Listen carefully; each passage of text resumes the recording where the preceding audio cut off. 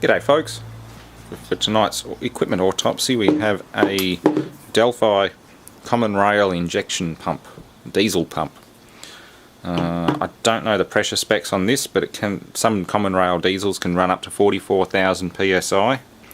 These ones here are pretty high too. I think they're about 30,000 or 35,000 psi. Pretty impressive.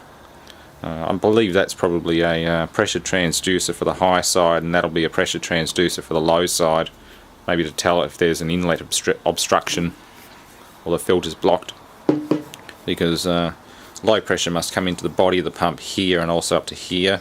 Looks like a spill return line. Interesting stuff. This came off my manager's Hyundai Terracan CDI. It's a Kia built engine, 2.9 litre, 4-cylinder. Just suddenly decided to start playing up one day, and the pump was putting metallic debris into the injectors. Destroyed the injectors and everything, and when he went to Hyundai about parts, well, they wanted him to basically bend over and take it without lube, just like this pump probably did. It would have cost him about $10,000 to rebuild the system. This alone was about $6,800. But he found a second-handy, or so-called Rico, air quotes, from Korea for $400, and good injectors, new injectors from Delphi. They were made in France, sold from a Chinese website, and then shipped to Australia for $250, and that was the cheapest he could get them. Go figure. Getting them straight out of France was actually more expensive. So it was an interesting little endeavour, and a lot cheaper than obviously getting Hyundai to supply the parts, much less fit them. But the pump put metallic debris through the injectors at incredibly high pressure. As you can imagine, going from the high pressure side to the spill side, the return, and having metallic debris go through those spill valves at 33,000 psi down to probably 100 psi or something line pressure at the most, maybe even lower, because this fitting's all plastic, so it wouldn't be very high pressure. That would have an incredible abrasive effect on the internals of the system. And obviously it destroyed the injectors. He's going to find the injectors in his garage. He's found this pump. The pump that he got out of Korea has piked it after a few thousand Ks. That's why it never looked like a Rico, and that's why we suspect it wasn't a Rico, because it's probably just pulled off a wreck. And Australia is not known for having particularly good diesel. That's why it's taken so long to get common rail diesels over here, because our fuel's generally garbage. Particularly if you buy it from a United fuel station, it's kind of renowned for blowing up diesels. And this thing's under spring pressure. Yeah, so he's had a bit of trouble with it. He's actually looking at trading it for... He'll get about 10 grand trade-in on a Holden Colorado 7. It's a 7-seater wagon about the size of a Nissan Pathfinder or a Toyota Land Cruiser Prado. It's about 50k for it, but he's got friends in the auto industry and Holden who are going to do him a really good deal. Basically a dealer-manager thing, so probably knock about 18 grand off the cost, including trade-in, on the old Terracan, which now has a new pump in it. When he first looked 12 months ago or so, you couldn't find one of these on eBay brand new in Australia for a reasonable price, under 4,000 bucks. Now, 12 months later, he found one exactly the same, a genuine Delphi one, for 1,250. Go figure. It's kind of like dealing with plasma TVs. Give them another 12 months and the price of boards halves, or even goes in quarters. Alright, this thing's loose and it's not under tension anymore. Let's take this little gadget off the back.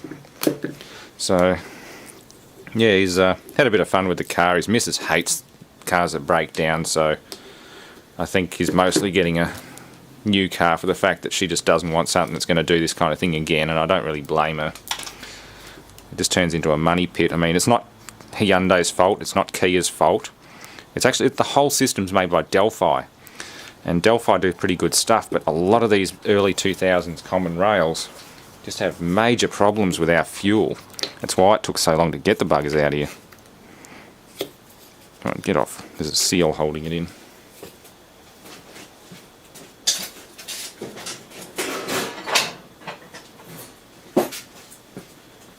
Yeah, I mean, a lot of manufacturers were really hesitant to sell common rail diesels in Australia because our fuel was just garbage for so long, and it still is.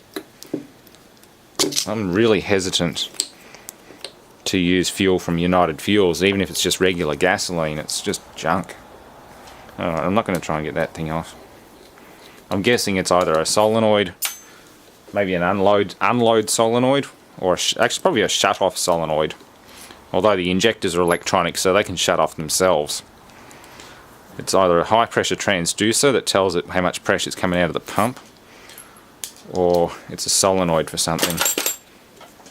I think that's everything. Surprisingly little amount of screws for a pump that's supposed to make tens of thousands of psi. Oops, there's lots of little bits going everywhere. Well, if I was going to get this back together again, that's probably not going to happen. Look at that.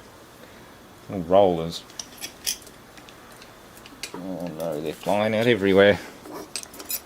You're going to fly out too, aren't you? Look at that. There's little sub-rollers in there too.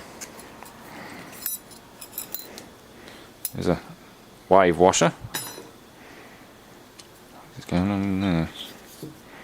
I have no idea where those little ones came out of. Oh, the little ones probably go down inside here. Yep.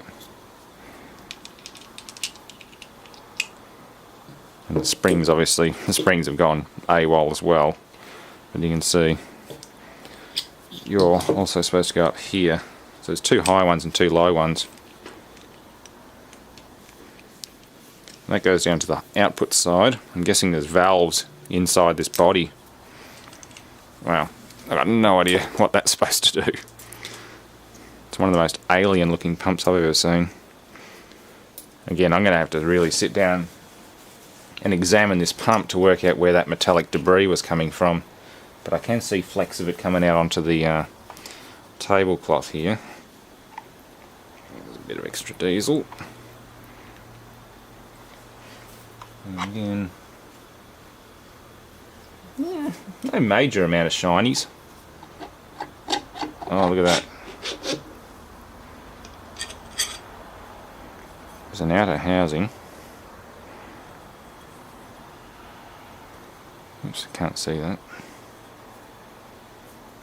Don't know. There is. There are some scuff marks in there. Look at that. Yeah, there's some unusual looking scuff marks in there, particularly there. It's actually rough. I wonder if the metallic debris going through the injectors was aluminium, not iron. So he did ask if it was possible to engineer a magnetic inline filter, like using steel hydraulic fittings coming off the pump, and just put some donut neodymium magnets in it. But the problem is, if it's aluminium debris like this stuff here, the magnet's not going to do anything. Yeah, there's the main body and the bearing. Oh, look at that. That's slick. This whole bearing would be completely immersed 100% of the time. This whole pump body would be completely free of air. I can feel grindies in it though. There is debris in it. The inside of the housing itself is fine. There's no obvious scuff marks. No obvious step. Yeah, this housing is fine. It's even got a data cube code on it.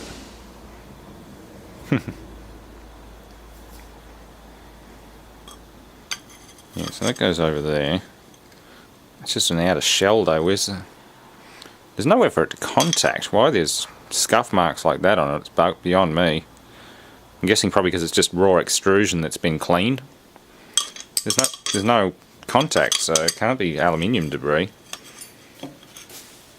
What's at the front here?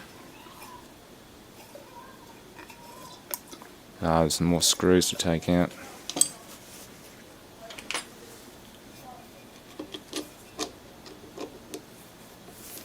Nope.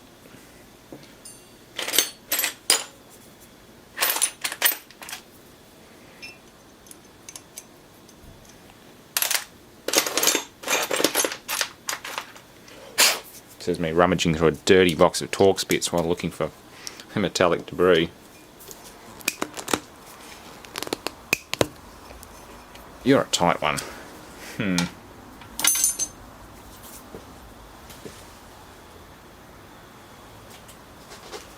Yeah, there's something else in the front here. It's like maybe a primary lift pump. It's got me buggered how the high pressure pump works though.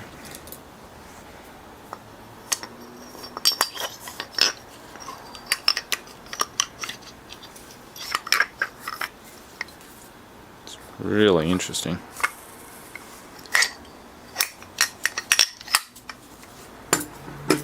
There's nothing obviously scored unless it's coming from the very front here. I need a better driver to try and get those Torx screws out.